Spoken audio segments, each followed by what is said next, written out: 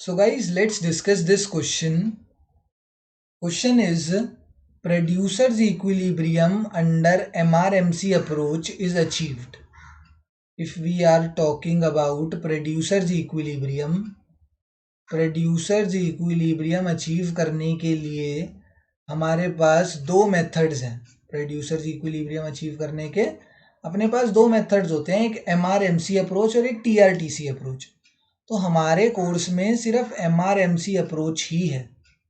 जो हमारा कोर्स है, हमारा सिलेबस है 12th क्लास का. और अगर बात कर लो तुम जो CUET का भी एग्ज़ाम देना है या तुम्हें कोई भी एंट्रेंस एग्ज़ाम देना है, तो तुम्हारे ग्रेजुएशन लेवल से पहले तक के कोर्स में MRMC अप्रोच ही आता है.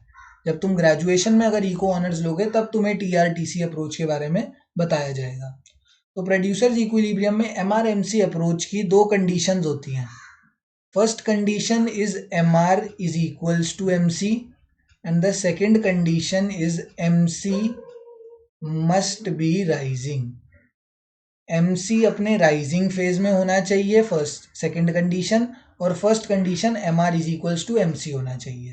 तो ये देखो MR is equals to MC, ये भी एक कंडीशन है. And MR is greater than MC is greater than MR after equality between MC. ये देखो जैसे ये MC है एंड ये हमारा MR है. ये रहा MR एंड ये रहा MC. तो इसका राइजिंग फेज कौन सा है? MC मस्ट बी राइजिंग, ये वाला फेज है. And MR is equals to MC कहाँ पर मीट कर रहे हैं? यहाँ पर. तो ये जो पॉइंट है ये हमारा प्रोड्यूसर्स इक्विलिब्रियम लेवल है.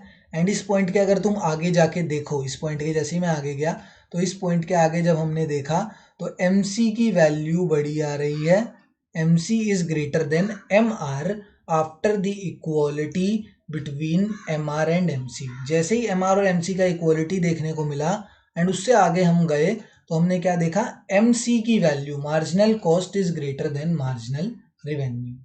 तो ये दोनों ही कंडीशन, ऑप्शन नंबर 1 और option number 2, both 1 and 2 are the conditions for achieving producers equilibrium.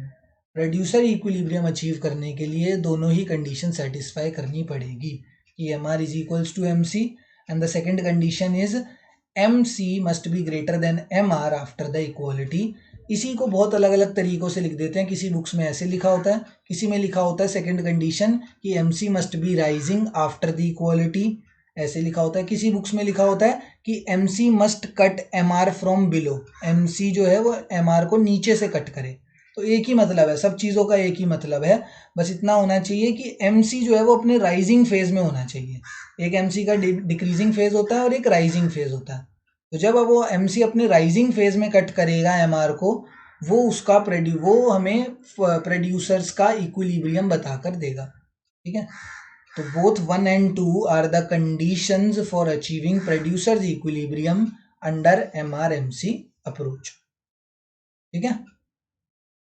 Thank you.